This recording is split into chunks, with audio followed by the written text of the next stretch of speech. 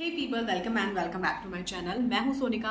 अगर आप मेरे चैनल पर नए हैं, वीडियो पसंद आए तो लाइक करना बिल्कुल मत भूलिएगा। और अगर आप मेरी वीडियोस को पहले से ही देखते हैं तो thank you so much for that. शुरू करते हैं गाइज। आज का वीडियो गाइज रिलेटेड होगा मेरी करंट हेल्थ पे। जैसे कि आपको टाइटल से पता चल ही रहा होगा, मैं बात करने वाली हूँ अपनी करंट हेल्थ कंडीशन के बारे में। सेकंड, ये एक Q&A वीडियो भी होगा। जैसे कि मैंने एक पहले अपने चैनल पर Q&A वीडियो अपलोड किया था related to PCOD, PCOS and pregnancy related questions.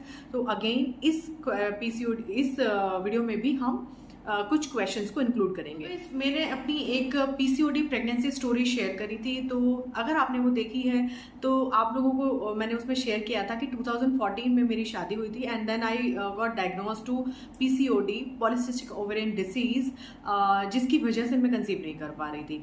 उसके साथ मुझे बहुत सारे सिम्टम थे, जैसे कि मैंने शेयर करा था पहले भी। इरेगुलर पीरियड थे और hair fall, acne, weight gain, mood swings, बहुत सारी इस तरीके की प्रॉब्लम्स मुझे रहती थी। But after that, after a lot of struggle, after a lot of exercise, diet, इस तरीके का रूटीन फॉलो करने के बाद 2019 में विद मेडिकेशन मैंने कंसीव कर लिया था।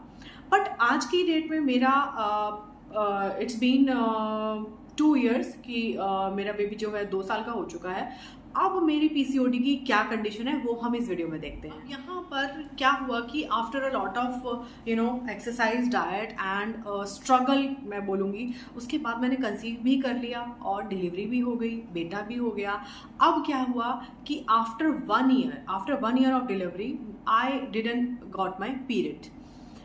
उसके बहुत सारे रीज़न भी होते हैं। जैसे कि अगर आप पहले की लेडीज से भी बात करें तो ऐसा होता है कि जब तक हम ब्रेस्ट फीड करते रहते हैं तो आपको पीरियड्स नहीं होते हैं। तो आई थॉट कि ठीक है, नॉर्मली होगा। और अब मैंने PCOD के केस में कंसीव भी कर लिया है, तो मेरी PCOD तो क्योर हो गई होगी, तो पीरियड कोई बात नहीं, अभी नहीं आ रहा है तो आ जाएगा। बट अब 1 साल निकल गया, 1.5 साल हो गया, 1.5 साल बाद भी मुझे पीरियड नहीं आ रहा था। फिर सडनली मैंने जब अपनी बेटे को ब्रेस्ट फीड स्टॉप किया तो मुझे 1 महीने 1.5 महीने बाद स्पॉटिंग शुरू हुई एंड देन पीरियड भी आया। बट वो एक हेल्दी पीरियड नहीं कह सकती मैं, बट हाँ पीरियड आया। उसके बाद क्या हुआ, मैंने नेक्स्ट मंथ वेट किया, नहीं आया। उसके बाद नेक्स्ट मंथ वेट किया, नहीं आया।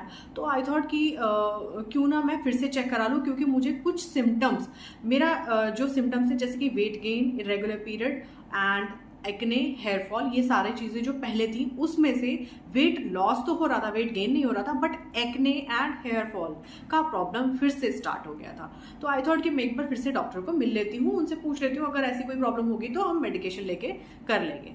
तो जब मैं डॉक्टर के पास गई, मैंने अपना चेकअप कराया, तो गाइज यू वॉन्ट बिलीव कि मेरा जो अल्ट्रासाउंड उन्होंने देखा, it was full of cyst and मेरी ओवरी फुल ऑफ सिस्ट थी। और डॉक्टर शॉक थी कि तुमने कंसीव कैसे करा। वो इतना शॉक थी कि इस लेवल की PCOD के साथ कंसीव कैसे करा और कैसे तुम्हें बेबी हो गया। देन आई थॉट, मैंने उनको बोला कि मैंने बहुत ज़्यादा एक्सरसाइज और बहुत ज़्यादा एक टफ रूटीन फॉलो करा है और मेडिकेशन भी मैंने फॉलो किया है, उसके बाद मैंने कंसीव करा था। लेकिन डॉक्टर को बिलीव नहीं हो रहा था और मेरी PCOD की कंडीशन वर्स्ट हो चुकी थी।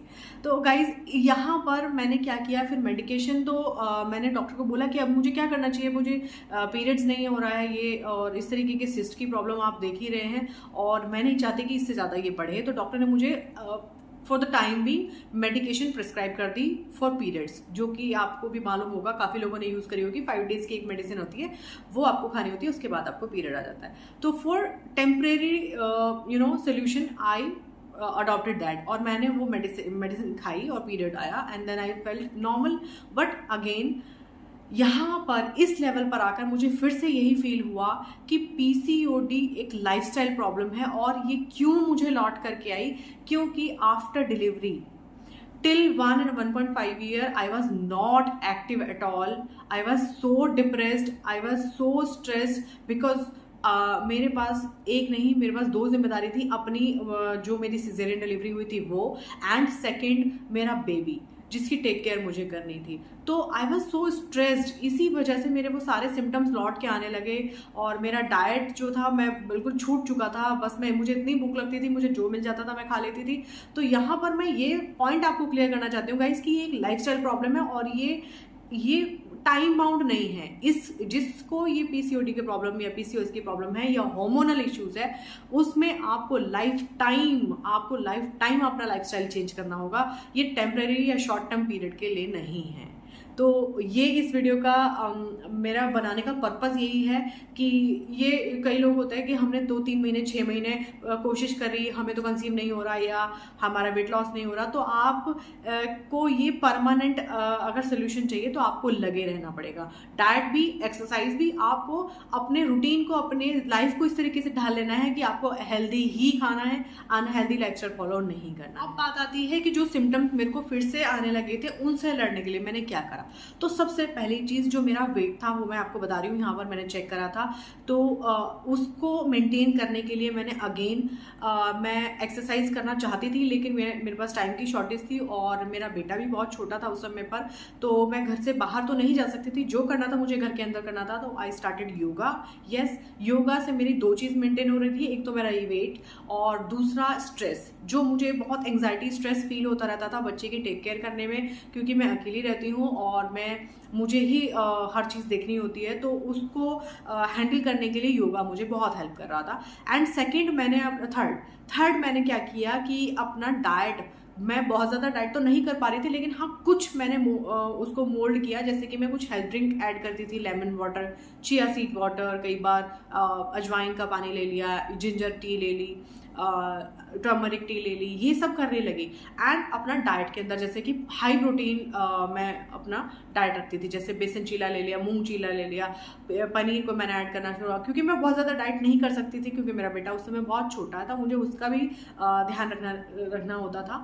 तो वो सारी चीज़ें मैं करने लगी। इससे मेरे क्या हुआ, कुछ सिम्टम्स तो मेरे फिर से क्योर होने लगे। जैसे कि मेरा एक्ने थोड़ा स्टॉप हो गया, एंड मेरा जो है हेयर फॉल स्टॉप हो गया, वेट मेरा थोड़ा मेंटेन रहने लगा, जो कि बढ़ नहीं रहा था और ना ही घट रहा था, लेकिन हाँ मेंटेन था। तो ये सब चीज़ें मैं करने लगी और आज तक कर रही हूँ। डिलीवरी से लेकर अभी तक मैं आपको अपनी इस वीडियो में मैं बता ही रही हूँ कितना मेरा वेट है, मेरे क्या सिम्टम्स हैं, और आगे आने वाली वीडियो में मैं ज़रूर अपना लाइफस्टाइल और अपने डाइट, अपना वेट आपसे ज़रूर शेयर करूँगी। अब हेल्दी ईटिंग हैबिट्स मैंने इंक्लूड करी, जैसे कि लेस ऑयल मैं लेती थी, डीप फ्राइड तो मैं बिल्कुल नहीं खा रही थी। हाँ, मैंने अपना मिल्क प्रोडक्ट्स को थोड़ा सा कंट्रोल करा था बिकॉज ऑफ माई एक्ने, जैसे कि मैंने पहले भी बताया था, और मैंने पहले भी ये चीज़ फॉलो करके देखी थी। मैं एक्ने की वजह से मिल्क प्रोडक्ट्स को नहीं लेती थी।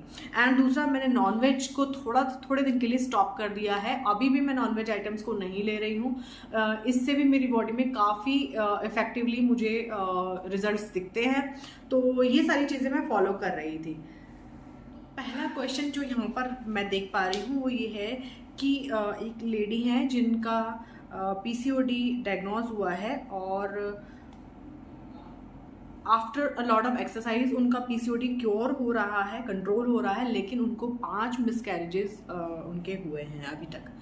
तो देखिए, ऐसा है कि मैंने जब प्रेगनेंसी कंसीव करी थी तो उससे पहले मेरे भी 2 मिसकैरेजेस हुए थे।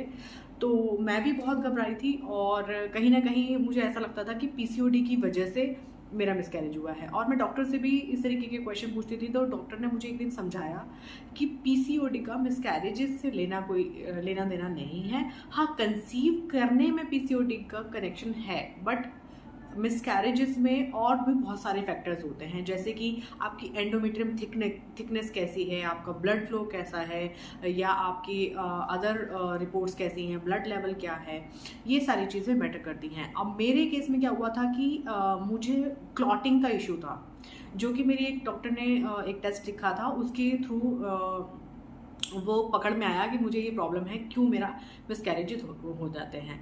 तो उन्होंने मुझे कहा कि अब की बार जब तुम कंसीव करोगी तो तुम्हें थ्रू आउट प्रेगनेंसी एक ब्लड थिनिंग का इंजेक्शन लेना होगा, और वो मैंने जब कंसीव किया तो लेना शुरू करा, और टिल माई डिलीवरी मैंने वो लिया, तो मेरी वो प्रेगनेंसी बिल्कुल सक्सेसफुल रही। तो पीसीओडी क्या है, आपको कंसीव करने से रोकता है। पीसीओडी आपके ओव्यूलेशन में रुकावट डालता है, लेकिन मिसकैरेजेस से पीसीओडी का कोई लेना देना नहीं। आता है हमारा सेकंड क्वेश्चन, जो कि रिलेटेड है इरेगुलर पीरियड से। काफ़ी सारे क्वेश्चन हैं, इसका मैं यहाँ पर स्क्रीनशॉट दे दूंगी कि पीरियड से रिलेटेड ही सबसे ज़्यादा क्वेश्चन है। और पीसीओडी पीसीओएस हार्मोनल प्रॉब्लम में होता भी यही है, जो सबसे ज़्यादा एक फैक्टर परेशान करता है वो होता है इरेगुलर पीरियड का। इरेगुलर पीरियड क्यों नहीं होता है? ओवरी में सिस्ट होता है, जब सिस्ट होगा ओव्यूलेशन नहीं होगा तो पीरियड नहीं आएगा। ये सारी चीज़ें इंटर रिलेटेड होती हैं, तो कहीं ना कहीं एक्सरसाइज करने की सलाह इसीलिए दी जाती है, तो जिससे आपकी पीसीओडी क्योर होगी, आपकी सिस्ट आपकी मेल्ट होंगी, तो कहीं ना कहीं पीरियड रेगुलेट होगा, पीरियड रेगुलेट होगा ओव्यूलेशन होगा, दैन कंसेप्शन के चांसेस बढ़ेंगे। अब इसमें काफ़ी लोग लिखते हैं कि भाई मेरी तो 14 साल की उम्र है, मुझे 17 साल की उम्र है, 20 साल की उम्र है। देखिए, उम्र का इससे कोई लेना देना नहीं है। इसके ऊपर मैं ऑलरेडी एक वीडियो बना चुकी हूँ कि इसके पीसीओडी के होने के फैक्टर क्या क्या हैं। तो एज का आज की डेट में नहीं रह गया है, आपको ये किसी भी एज में हो सकता है, और कई बार तो होता है लेडीज़ को पता भी नहीं चलता है, जिनके बच्चे बड़े बड़े हो चुके हैं उनको इस समय सिम्टम्स अगर आ भी रहे होते हैं तो वो बॉदर नहीं करते हैं और ना ही डायग्नोज होता है, चेक ही नहीं कराते हैं। तो कहीं ना कहीं अगेन आप किसी भी एज के हैं, अगर आपको पीसीओडी से रिलेटेड सिम्टम है तो आपको एक्सरसाइज और डाइट करना ही होगा, और कोई ऑप्शन और कोई क्योर नहीं है। हाँ, एक क्वेश्चन इससे मेरे जैसे कि मैं नेक्स्ट क्वेश्चन देख पा रही हूँ वो यही है कि एलोपैथी, होम्योपैथी या आयुर्वेदिक, हमें कौन से ट्रीटमेंट की तरफ जाना चाहिए? देखिए, ट्रीटमेंट आप कोई भी लें, शॉर्ट टर्म को अगर आप शॉर्ट टर्म कोई रास्ता ढूंढ रहे हैं तो वो सक्सेसफुल उसका रिजल्ट नहीं है। जैसे कि मैंने आपको स्टार्टिंग में अपनी दोबारा से स्टोरी को बताया कि ये शॉर्ट टर्म सोल्यूशंस नहीं है, हमें lifestyle changes for life time करने होंगे, तभी हम इससे बचे रह सकते हैं। तो चाहे आप एलोपैथी यूज़ करें, चाहे होम्योपैथी या आयुर्वेदिक, सब अच्छा है, लेकिन शॉर्ट टर्म रिजल्ट नहीं ढूंढिए, आप लॉन्ग टर्म रिजल्ट ढूंढिए, क्योंकि ये एक लाइफस्टाइल डिसीज है। ठीक है, तो अब आता है नेक्स्ट क्वेश्चन, जिसमें कि मैं देख पा रही हूँ जिसमें इन्होंने मुझसे पूछा है कि एक्सरसाइज, इस एक्सरसाइज के लिए भी मैंने आपको एक बहुत अच्छी अभी रिसेंटली एक वीडियो शेयर करा था, जिसमें कि मैंने आपको बताया था कि हम कंफ्यूज रहते हैं, जो लोग कंसीव करना चाहते हैं, कि हम किस समय एक्सरसाइज करें, किस समय ना करें। उसका लिंक मैं डिस्क्रिप्शन बॉक्स में डालूंगी, वो वीडियो आप जरूर देख लीजिएगा। एक्सरसाइज कब कब करनी चाहिए, क्योंकि हम लोग कंफ्यूज रहते हैं पीरियड के कौन से दिन से कौन से दिन तक ना करें, तो वो वीडियो आप जरूर देख लीजिएगा। बट हाँ, एक्सरसाइज आपको जरूर करनी है, क्योंकि नेक्स्ट क्वेश्चन जो है वो हमारा वेट लॉस से ही रिलेटेड है। वेट लॉस के लिए लोग बहुत पूछते हैं कि पीसीओडी में वेट लॉस करना बहुत मुश्किल होता है। यस, बहुत मुश्किल होता है, लेकिन अगर आप एफर्ट करेंगे तो वेट लॉस होता है, और जिसके लिए आपको सिर्फ और सिर्फ एक्सरसाइज नहीं करनी है, आपको अपने इंसुलिन रेजिस्टेंस पे काम करना है। एक्सरसाइज के साथ साथ आपको हाई ग्लाइसेमिक इंडेक्स फूड को छोड़ना होगा। यस, बहुत इफेक्टिव रिजल्ट आते हैं। आप green leafy vegetables, lot of water and एक हाई प्रोटीन डाइट अगर आप फॉलो करते हैं विद एक्सरसाइज, तो डेफिनेटली इंसुलिन रेजिस्टेंस कंट्रोल होता है और आपका वेट लॉस भी आपको मिलेगा। तो ये कुछ क्वेश्चन थे जो कि मुझे लगा कुछ इंपॉर्टेंट क्वेश्चन हार्मोनल प्रॉब्लम या पीसीओडी से रिलेटेड होते हैं, जो अक्सर लोग फेस करते हैं। तो अगर ये वीडियो आपको हेल्पफुल लगी हो तो एक लाइक करना ज़रूर ना भूलें, एंड कमेंट करके मुझे बताएं ये वीडियो आपको कैसा लगा, और मिलते हैं हम नेक्स्ट वीडियो में। Till then take care, bye bye, खुश रहिए और खुशियों को बांटते रहिए। Bye bye.